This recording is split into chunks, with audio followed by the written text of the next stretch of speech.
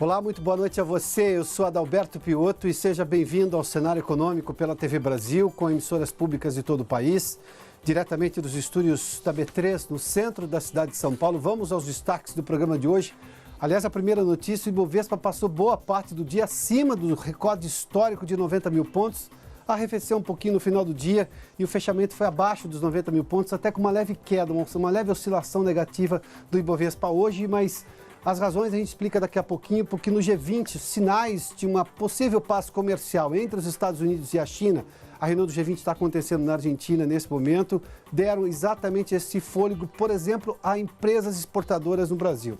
No Brasil, a alta do PIB no terceiro trimestre foi divulgado hoje pelo IBGE, um crescimento agora no terceiro trimestre, mas em todos os comparativos houve alta em relação ao ano passado, no acumulado do ano. Tudo isso, obviamente, reforça a tese de que teremos um final de ano melhor do que se imaginava e, sobretudo, um crescimento mais pujante no ano que vem.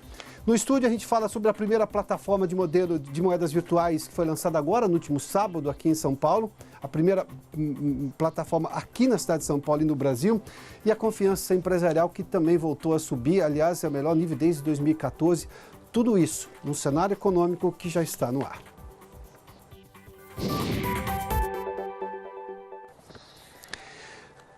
A economia cresceu quase 1% agora no terceiro trimestre de 2018. A gente tem que levar em conta que, obviamente, o comparativo é com o segundo trimestre, que nós tivemos a greve dos caminhoneiros em maio, e houve um problema gigantesco, foram aqueles 11 dias que não houve transporte no país. O PIB do mês de maio caiu bastante, o crescimento econômico, na verdade, foi negativo. O fato é que depois, junho, houve um crescimento exponencial que recuperou os dados. Detalhe que recuperou em alguns casos, subiu até mais do que o que tinha perdido. Ou seja, apesar do comparativo ser desse terceiro trimestre, com o segundo trimestre que ficou de alguma forma manchado por esse ponto de vista, com uma atividade completamente não esperada, ou seja, atípica que foi a greve dos caminhoneiros, nós tivemos um crescimento importante e isso dá uma ideia clara de que teremos um crescimento maior agora nesse quarto trimestre, porque todos os movimentos mais duros do ano, como, por exemplo, a greve dos caminhoneiros, a possibilidade de alta de juros dos Estados Unidos, que drenava dinheiro, drenava recursos de economias emergentes, como é o caso do Brasil, também isso tudo já passou, e o período eleitoral turbulento. Ou seja, nesse momento se discute um novo governo, já nesse período de transição, o que gera uma confiança maior, que a gente vai ver, por exemplo, em alguns índices que nós temos divulgado recentemente, mas saiu um outro índice hoje, empresarial, de uma confiança que cresceu o maior nível desde 2014.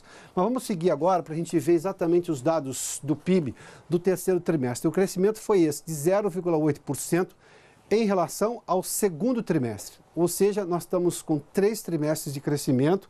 O PIB chegou a 1,716 bilhões de reais.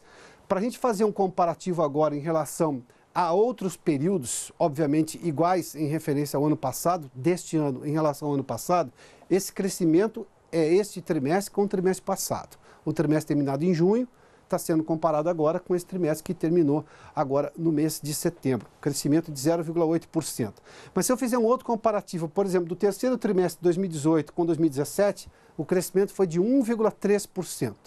Se eu olhar para um outro comparativo, que é os 4 trimestres terminados agora, neste terceiro trimestre, ou seja, terminados no mês de setembro, eu estou pegando, portanto, então, o último trimestre do ano passado, até o terceiro trimestre desse ano, com o mesmo período antecedente, crescimento também de 1,4%. No ano, nós temos um crescimento de 1,1% nesses 3 trimestres, se eu comparar com os 3 trimestres do ano passado. Se a gente olhar por todos os comparativos, há um crescimento da economia. Isso já era esperado, a gente tem falado isso desde o começo do ano, nós saímos da recessão em 2017, aliás, o IBGE revisou recentemente o crescimento do ano passado de 1 para 1,1%, ou seja, foi um pouquinho melhor do que se imaginava. Claro que esse crescimento é pequeno, levando-se em conta as potencialidades brasileiras, mas eu tenho que levar em conta que a gente estava caindo nos anos de 2015 e 2016. Nós tivemos um recuo gigantesco do PIB, nós tivemos recessão e agora estamos tendo um segundo ano de crescimento econômico. Este ano, mesmo com todas as turbulências, eu vou citar apenas algumas delas, nós tivemos a greve dos caminhoneiros lá em maio. Nós tivemos turbulências internacionais, sobretudo com a guerra comercial entre os Estados Unidos e a China, e também a majoração dos juros americanos, que faz com que, por exemplo, recursos que estejam em economias emergentes, como é o caso do Brasil, sejam levados para economias de confiança maior, como, por exemplo, a americana. Isso drena dólares, aumenta o valor do dólar no Brasil, isso encarece importações brasileiras. De algum momento, obviamente, pode favorecer exportações, mas o Brasil é uma economia internacionalizada por esse ponto de vista e nós importamos vários insumos, os quais transformamos aqui e consumimos aqui. Isso encarece e sobe a inflação. A gente viu a alta de inflação, por exemplo, a inflação sendo puxada sobretudo pela energia elétrica num inverno que foi mais seco do que normalmente também. E depois nós tivemos, claro, o período turbulento das eleições que já foi superado.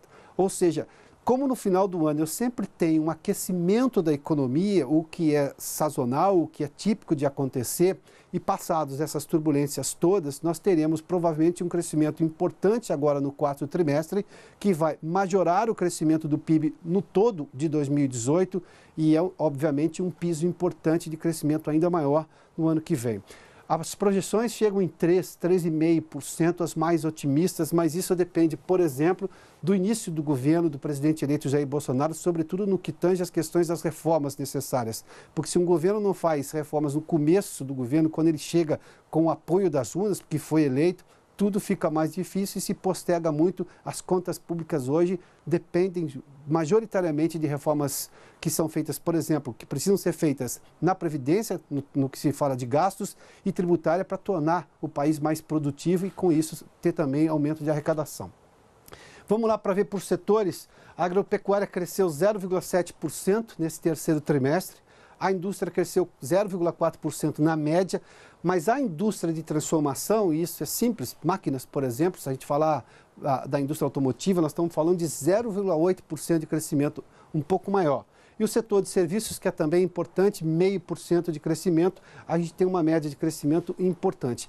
Tudo isso mexeu, por exemplo, com o Ibovespa hoje, que passou boa parte do dia no seu recorde histórico acima dos 90 mil pontos. Nós chegamos a 90 mil pontos e quase 90.300 pontos, para se ter uma ideia. Terminou o final do dia com uma queda de 0,23%, mesmo assim nós estamos falando de uma bolsa com 89 mil pontos e 504, ou seja, nós estamos falando de uma bolsa extremamente valorizada. Tempos atrás a gente falava de uma bolsa 84 mil pontos no momento de uma crise maior, no momento eleitoral, né? Petrobras teve crescimento hoje de 1,15%, Vale 1,54% e Suzano 5,03%.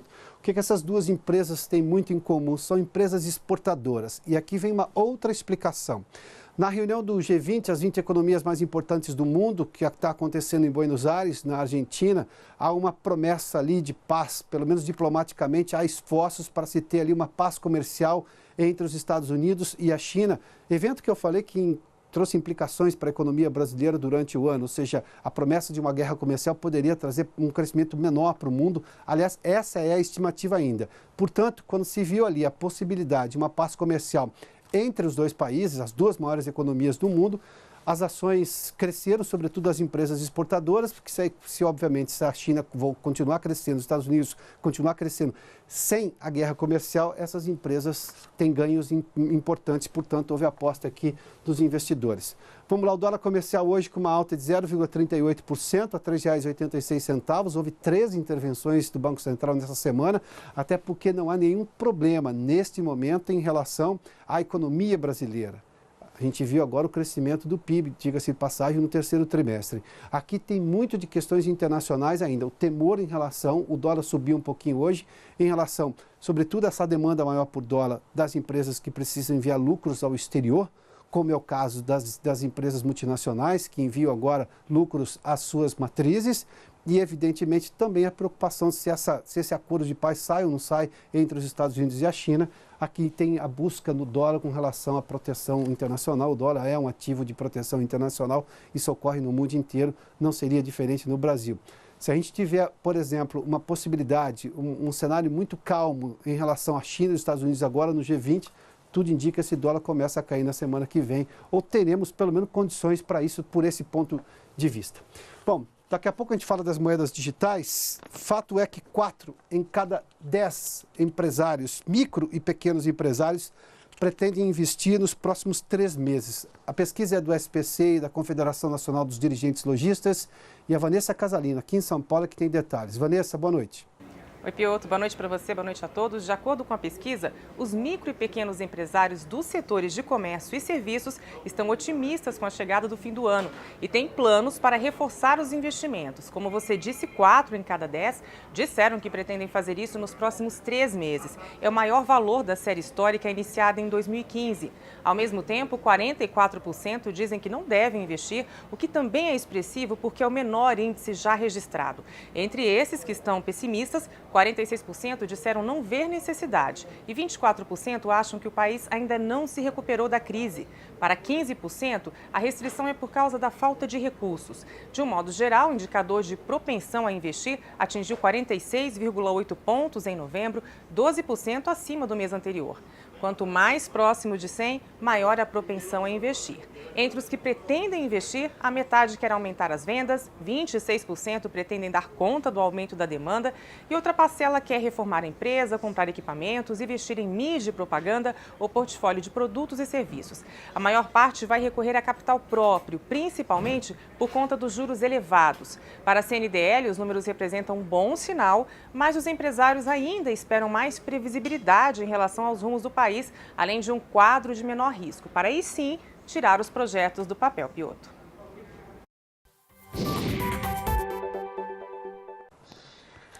Só fazendo menção aí, pegando um pouco carona no que disse Vanessa, na percepção dos empresários ali, tem 2 tipos de reformas, as macro e as micro. As macro reformas, por exemplo, nós estamos falando das reformas da Previdência tributária. Essas visam dar fôlego fiscal para o país em relação à reforma da Previdência, que você escalou nos gastos por mais longo tempo, porque a Previdência hoje é deficitária. E quando a gente fala da reforma tributária, é um ambiente tributário de pagamento de impostos mais razoável hoje no país, que hoje pune muito a produção, pune o consumidor, ou seja, a gente vê com muita frequência as pessoas dizendo que preferem viajar e comprar no exterior do que comprar o produto aqui no Brasil, porque a carga tributária é muito alta.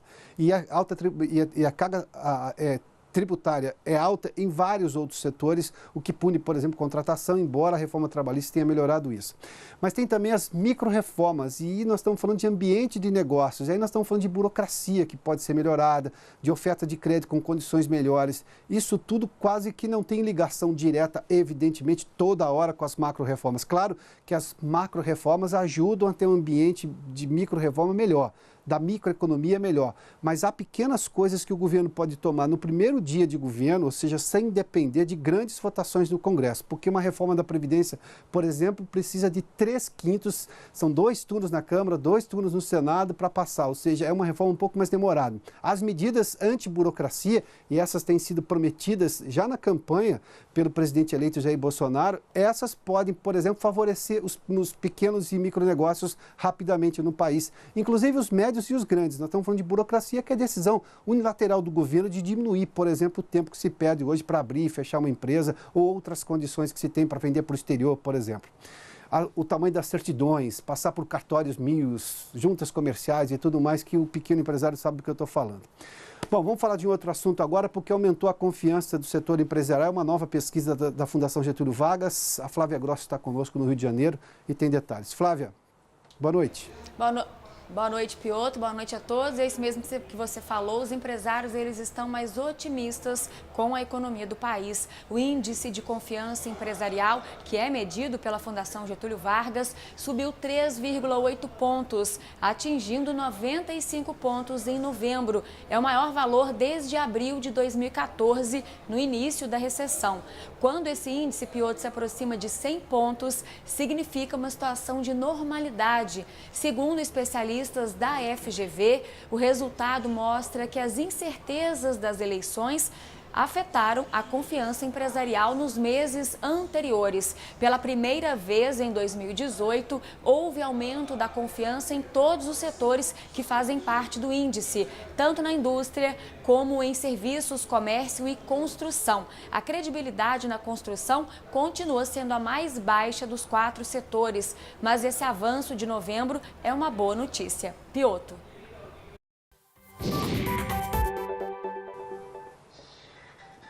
Confiança em economia, se não for tudo, quase tudo. Até porque, obviamente, nós estamos falando de expectativa. Ninguém investe se não tiver boa expectativa. Bom, daqui a pouco a gente fala sobre a nova plataforma de moedas virtuais que se tem no país, de negociação com moedas virtuais, ou seja, de negociações empresariais usando as moedas virtuais. Mas só para a gente, antes do intervalo aqui, as moedas virtuais têm tido bastante queda nos últimos dias. Hoje, por exemplo, o Bitcoin, que é a mais famosa delas, caiu 5,74%, está valendo $4.000,47. O Ethereum caiu quase 4%, 3,89 a $114,54. Vamos fazer um intervalo, daqui a pouco a gente fala mais sobre esse assunto aqui no Cenário Econômico. Eu espero você, hein? Já de volta com o Cenário Econômico para falar de moedas virtuais, mas para falar da primeira bolsa de moedas virtuais que foi inaugurada agora, recentemente, no último sábado, aqui em São Paulo. Fernando Barrueco está conosco. Prazer, Piotr. Seja bem-vindo. O sobrenome é espanhol, é isso? É espanhol, Barrueco. Bom, nesta vida brasileira de imigrantes de todas as partes, né? Com certeza. Fernando, essa primeira bolsa de moedas virtuais empresariais foi agora dia 24. Sim. Isso demonstra claramente um avanço da negociação com moedas virtuais, ou seja, isso, o que até outro dia era uma novidade que muita gente se perguntava, passou a ser uma realidade que vai ser o nosso futuro em pelo menos parte da nossa vida financeira? Eu não tenho dúvida, né? Porque todo mundo, quando pensa em moedas virtuais, pensa no Bitcoin e no Ethereum, que vocês estavam passando aí a cotação. A gente sabe que tem uma flutuação, eu acredito que essas moedas virtuais é algo, a gente conhece, mas o importante é o que tem por detrás dessas criptomoedas, que é a tecnologia do blockchain. Então, isso que vai revolucionar todo o mercado financeiro, toda a relação entre as pessoas, eu entendo até como inclusão social, inclusão digital. Tem um mundo aí para ser descoberto ainda nessa questão das criptomoedas e do blockchain. Me permita usar uma parte da sua resposta para fazer a pergunta agora. Você falou de inclusão digital com blockchain? Perfeitamente. Com certeza, porque o blockchain traz um empoderamento às pessoas. A gente sabe que no mundo existe de 7 bilhões de pessoas no mundo, só quem tem conta bancária só 2 bilhões. 5 bilhões não tem conta bancária. Então, o blockchain permite as pessoas terem uma wallet, uma conta como se fosse uma conta bancária, né? E que ela vai poder ter esse dinheiro novo que vai começar a circular entre a gente. Mas eu não digo só dinheiro como o Bitcoin ou o Ethereum. A gente acredita até numa economia distributiva, por isso que a BOMESP, né, que é a Bolsa de Moedas Virtuais Empresariais de São Paulo, e a gente só viu até agora esse movimento feito por nós aqui no Brasil, que trazer as empresas para criarem suas próprias moedas e dando condições para isso, né? Não só as condições para as empresas, mas também para os usuários, para facilitar o dia a dia, que amanhã as pessoas vão poder comprar um cafezinho, pagar uma consulta, pegar um metrô e utilizar criptomoedas. Bom, vamos lá. O ativo que as pessoas conhecem hoje é, por exemplo, os reais, que é a moeda oficial brasileira, dólares. As pessoas podem, obviamente que não se pode fazer negociações em dólares no dia a dia aqui, isso é informal, não é previsto no Banco Central. Mas as pessoas têm um valor por aquilo. O dólar pode subir, o dólar pode cair, mas as pessoas têm reais e a vida brasileira em reais impactada apenas pela inflação.